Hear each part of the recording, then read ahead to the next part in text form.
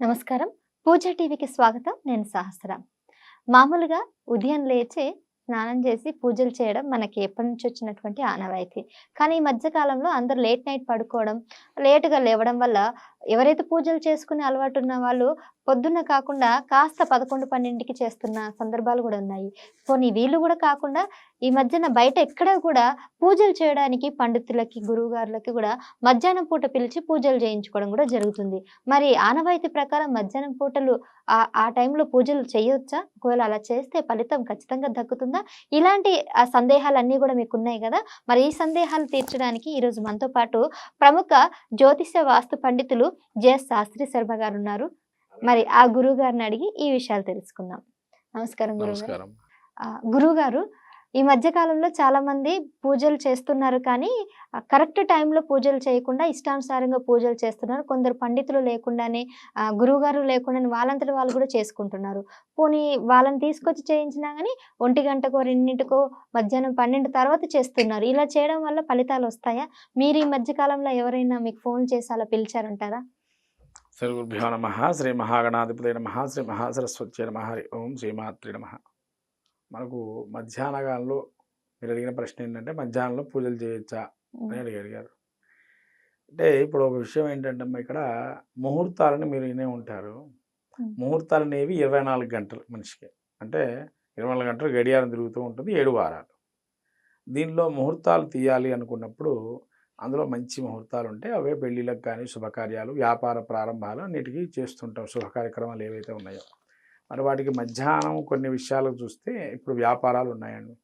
వ్యాపారం మధ్యాహ్న కాలం కూడా వస్తుంది. ఒక్కోసారి కొన్ని హోరాలు ఉంటాయి, దీపాలు చేస్తూ ఉంటారు. అంటే దీపావళి మధ్యాహ్నం వెళ్ళిపోతుంది అమావాస్య, మరి ఇప్పుడు మనం చేయొచ్చునా, వాళ్ళైతే మధ్యాహ్నం ప్రారంభమైంది చేయొచ్చునా, అది డౌట్ ఉంటుంది అందరికీ. మీకు విషయం ఏంటంటే మధ్యాహ్నం పూట కూడా కొన్ని పూజలు చేసుకోవచ్చు. నిజమా గురుగారు? ఖచ్చితంగా అమ్మ. ఎందుకంటే గౌరీదేవి తదయ గౌరీ వ్రతం ఏదైతే ఉందో దానికి ఒక కథ ఉంది. అది ఏంటంటే తదయ గౌరీ వ్రతం ఏదైతే ఉంటుందో అది మధ్యాహ్నం వెళ్ళి జపం చేయాలి. సువాసినులు అంటే ఎవరు? పెళ్లి చేసుకున్న కొత్తలో ఉండేటువంటి వారు ఎవరైతే ఉంటారో వాళ్ళు సువాసినులు మధ్యాహ్నం పూటే, అంటే ముత్తైదులు ఎవరైనా కానీ వాళ్ళు మధ్యాహ్నం గౌరీ జపం చేయాలి. 12 నుంచి 1 గంట 1:30 దాకా. ఎవరైనా చేస్తున్నారా ఇవాళ? గౌరీ జపం కనీసం 1 గంటనే చేయాలి ఆ సమయంలో. అంటే సావిత్రీదేవి అని అంటారు గౌరీ అయినప్పుడు. గాయత్రీదేవి ఇంకో పేరు సావిత్రీదేవి. అలా ఉపాసన చేస్తే వాళ్ళు, మనకు ఇనే ఉంటారు కదా మీరు, వట సావిత్రి వ్రతం అని పేరు వినే ఉంటారు. జ్యేష్ఠ మాసంలో వచ్చింది. సావిత్రి పాతివ్రత్యం ఎటువంటిది, సతీ సావిత్రి అని. అటువంటి పాతివ్రత్యం పొందాలి అని అంటే మధ్యాహ్నం వేళ గౌరీ జపం చేసుకోవాలి. ఇప్పుడు ఎవరైనా చేస్తున్నా మధ్యాహ్నం పూట ఈ ఆఫీసులు వాళ్ళ యొక్క పరిస్థితిని బట్టి చేసుకోవట్లేదు. గణపతి ఉద్భవం ఎప్పుడు జరిగింది? మధ్యాహ్న వేళ ఉద్భవం జరిగింది. ఆయన పుట్టింది మధ్యాహ్నం పూట. ఇదొకటి. తర్వాత కొందరు మార్వాడీలు కూడా మధ్యాహ్నం పూట లక్ష్మీదేవి ఆరాధన చేస్తారు. తర్వాత వ్యాపార స్థలాలు కొన్ని ప్రారంభోత్సవాలకు కూడా మధ్యాహ్న సమయం చాలా మంచిదని మన ముహూర్తాల్లో వస్తూ ఉంటాయి.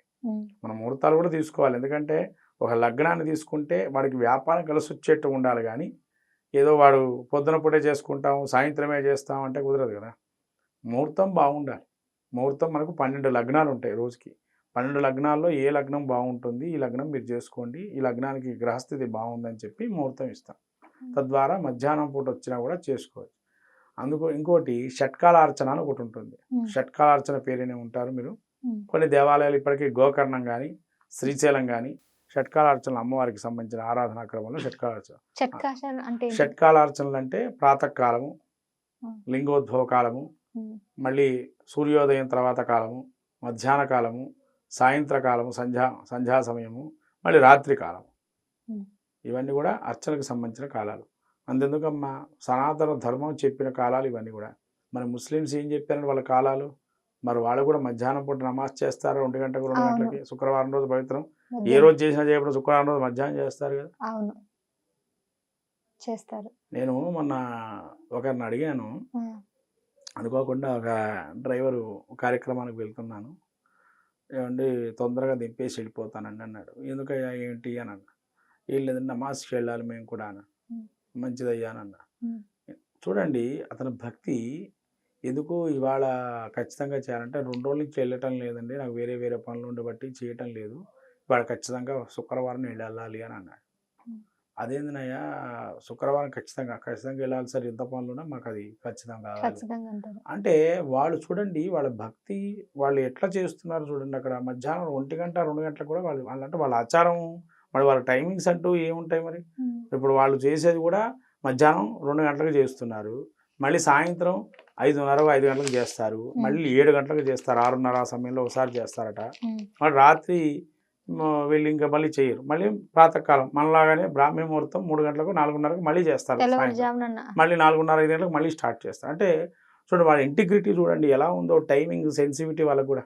అంటే మనకు బ్రాహ్మీ ముహూర్తం 3 గంటలకు ఎలా ఉందో, సాయంత్రం మళ్ళీ 4:30కి, మళ్ళీ రాత్రి సమయంలో రాత్రి 8 గంటలకి, మళ్ళీ లింగోద్భవకాలం 12 గంటలకి మనకు కూడా అర్చనలు ఉన్నాయి. కాకపోతే ఏంటంటే ఎవరు అవి ఆచరించలేక అనారోగ్యంగా ఉండబట్టి ఆచరించలేకపోతున్నారు మధ్యాహ్నం వేళ వరకు. కానీ మధ్యాహ్నంలో శుభ్రంగా పూజలాది కార్యక్రమాలు చేసుకోవచ్చు. మీరు అన్నట్టు అపరాహ్న కాలం కదా మరి చేయొచ్చునా పితృదేవతా కార్యక్రమాలు చేసేటప్పుడు అని అడగచ్చు. ఇప్పుడు పితృదేవతా కార్యక్రమాల్లో కూడా గణపతి పూజ చేస్తారుగా మొదలు, మళ్ళీ ఉపాసనాగ్ని అగ్నిహోత్రాన్ని నిలబెడతారు కదా. అవును, అప్పుడు కూడా చేస్తారు. మరి ఉపాసనాగ్ని నిలబెడుతున్నారు, అపర కార్యక్రమంలో మన అగ్నిహోత్రాన్ని పిలుస్తారు, మళ్ళీ అక్కడ మళ్ళీ మీరు దేవాలయాల్లో ఇప్పుడు గయాకి వెళ్తారనుకోండి, మధ్యాహ్నం 2 గంటలకు వాడు గేటు తీస్తాడు, లోపలికి పంపిస్తాడు, అప్పటిదాకా పంపించాడు బయటే ఉంటుంది. పిండ ప్రదానాలు పెట్టడానికి లైన్ పెడతారు, 1 గంట సేపు ఉంటుంది లైన్ లోపల.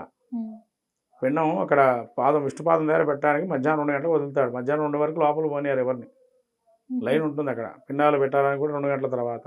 మరి విష్ణుపాదం అంటే అది కూడా మంచి క్షేత్రమే కాబట్టి అది అపర దేవాలయం కదండి, మనం పిండ ప్రదానం పెట్టే క్షేత్రం కదా అంటే దేవాలయం విష్ణుపాదం అంటే స్వరూపం విష్ణుమూర్తిగా స్వయంగా ఆయన. కాబట్టి ఇది మనలోని అపోహలు విధానంగా ఉన్నాయి. ఇదే విషయము నేను పెద్ద ఆయన కూడా చెప్పారు, మనకు సుపరిచితులు వారు చాగంటి కోటేశ్వరరావు గారు అరణ్య పర్వం చదువుతూ మహాభారతంలో ఒక విషయం చెప్పాడు. దానిలో మధ్యాహ్న వేళ గురించి, మధ్యాహ్న పూజ శుభ్రంగా చేసుకోవచ్చు. అసలు ఫస్ట్ వీడికి ధ్యానం ఉండాలి, భక్తి ఉండాలి. భక్తి లేని ధ్యానం లేని 10 నిమిషాలు భక్తి ధ్యానం లేకపోతే మధ్యాహ్నం ఏంటి, సాయంత్రం ఏంటి, రాత్రి అర్ధరాత్రి ఏంటి, ఏదో ఒకటే వేళ అన్నారు ఆయన. ఖచ్చితంగా మధ్యాహ్న వేళ కావచ్చు, రాత్రి కావచ్చు, ఏ సమయం 10 నిమిషాలు ధ్యానం చేయండి చాలు. 10 నిమిషాలు ధ్యానం చేస్తే సంబంధం లేదు. అంటే సమయంతో ఎప్పుడైనా కూడా నీకు ధ్యానం రావాలి, అసలు ఆ శ్రద్ధ దాని మీద రావాలి.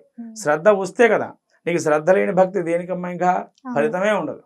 శ్రద్ధ లేని భక్తి ఎంత చేసినా ఫలితం ఉండదు. 1 కోటి రూపాయలు పెట్టినా యాగాలు చేయి, యజ్ఞాలు చేయి, కనీసం 10 నిమిషాలు అక్కడ క్షణంలో గడిపే చోట అమ్మవారు స్థిరమైన నివాసం, అయ్యవారి స్థిరమైన నివాసం ఉంది, ఇది స్వామి అని చెప్పి నమస్కారం చేయడం. అది అక్కడ మీరు ఆ కళ్ళతో ఎదురుగా కనబడేట్టుగా కనబడాలి దేవతాదేవి మూర్తులు, అప్పుడు మీరు చేసిన ఫలితం ఉంటుంది. కానీ ఎంతప్పటికీ మీరు ధ్యానం ఎక్కడో పెట్టి ఇంకో దగ్గర భక్తిగా చేస్తే లాభం ఏముంది.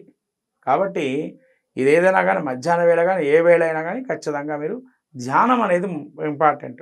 అది మధ్యాహ్నం అనుకోండి, ఇంకో సమయం అనుకోండి, ధ్యానం చేస్తే ఖచ్చితంగా దేవతలు ప్రత్యక్షం అవుతాడు. లేదా మనకు ఆ ధ్యానం వల్ల ఫలితాలు అనేకం ఉంటాయి. అంతే తప్ప మధ్యాహ్నం చేయకూడదు, సాయంత్రమే చేయాలి, పగలే చేయాలి, ఇటువంటి రూల్స్ అనేవి ఎక్కడా లేవు. ఇక మనం ఏంటంటే దేవాలయాలు బంద్ చేస్తారని పని అయితే 11 అయితే పని చేస్తారు కదా, అందుకని చేయకూడదేమో అని. అంటే అక్కడ కూడా ఏంటంటే ప్రచండమైనటువంటి వేడి ఉంటుంది. ఆ వేడినికి సంబంధించి చూస్తే అక్కడ కూడా శ్లోకం ఉంది, మధ్యాహ్నంతో మహేశ్వర, సూర్యుడు కానీ అభిషేకంలో ఒక శ్లోకం ఉందమ్మా, స్మార్థంలో చెబుతుంటారు దాన్ని కూడా.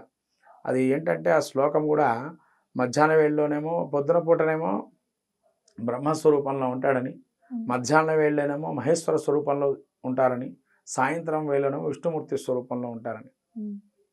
సూర్యనారాయణ స్వామి అలా సంచరించే సమయాన్ని అంటే మధ్యాహ్నం సూర్యనారాయణ స్వామి ప్రచండంగా ఉంటాడు, రుద్రస్వరూపంగా ఉంటాడు. తర్వాత సాయంత్రం వేళ విష్ణుమూర్తి చల్లదైనటువంటి వాతావరణంతో కిందికి వెళ్తూ ఉంటాడు. ఉదయం పూట బ్రాహ్మీ ముహూర్తం అంటే సూర్యుడు బ్రహ్మకమలం ఎలా అయితే వికసిస్తూ జ్ఞానాన్ని ప్రసాదిస్తున్నాడో, జీవ చైతన్యాన్ని ఇస్తున్నాడు సూర్యనారాయణ స్వామి, అట్లనే బ్రహ్మ ఆ యొక్క స్వరూపంతో ఉంటాడని. కాబట్టి ఇది మనం తెలుసుకున్నట్లయితే ఖచ్చితంగా ఏ వేళలో చేయాలి, ఏ వేళలో చేయకూడదు అనేది కాదు, శుభ్రంగా మధ్యాహ్నం వేళ కూడా పూజ చేసుకోవచ్చు. ఇది అందరూ గమనించాల్సిన విషయం. ఎందుకంటే మధ్యాహ్నం చేయకూడదు అంటే మరీ మీరు ఆలస్యం చేసుకోవద్దు అని అర్థం.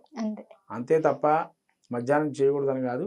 కొన్ని నియమాలు ఉన్నాయి. ఇప్పుడు మధ్యాహ్నం పూటనే వినాయక చవితి ఉత్సవం చేయాలి, ఎవరైనా చేస్తున్నారా? మనం చూడండి, వినాయక చవితి మధ్యాహ్నం 1 గంట వరకే ఉందండి, పగలే అయిపోవాలన్నారు. మరి మధ్యాహ్నం మరి ముందర రోజు మనకు తిథి తర్వాత వచ్చింది, 1 గంట తర్వాత వచ్చింది తిథి, చవితి తిథి ముందర రోజు. కాబట్టి తిథులు హెచ్చు తగ్గులు ఉన్నప్పుడు జాగ్రత్తగా మనం వాటిని చూసుకొని చేసుకోవాలి. కానీ అంతేగాని ఏదైనా మధ్యాహ్నం పూటనే చేయకూడదు అని ఇక్కడ రూల్ లేదు. అట్లాంటివి ఏమి పాటించక్కర్లేదు. శుభ్రంగా మనకు ఏ వేళ ధ్యానం వస్తే ఆ వేళ ధ్యానం చేసుకోవటమే మంచిది. అంతకన్నా ఇటువంటి ఐశ్వర్యం, అంతకన్నా భగవద్ పదాన్ని పొందడానికి ఇంకొక మార్గం లేదంటే అదే. ఎప్పుడు మీకు భక్తి కలిగితే అప్పుడే మనం భగవద్ అనుగ్రహం పొందుతాం. అది ఓకే. ఏ కాలంతో సంబంధం లేదు. ఓకే గురుగారు. ధన్యవాదాలు. నమస్కారం. సో అవునండి. మనం ఖచ్చితంగా ఉదయం పూటే పూజ చేయాలి, సాయంత్రం పూటే గుడికెళ్ళాలనే నియమాలు చాలా రోజుల నుంచి పాటిస్తున్న వాళ్ళందరికీ కూడా గురుగారు చాలా చక్కగా వివరించారు. మనం ఆ దేవుని ధ్యాసలో ఎప్పుడైనా ఉండొచ్చు. అది మధ్యాహ్నమా, పగలా, సాయంత్రమా, రాత్రి అని కాదు.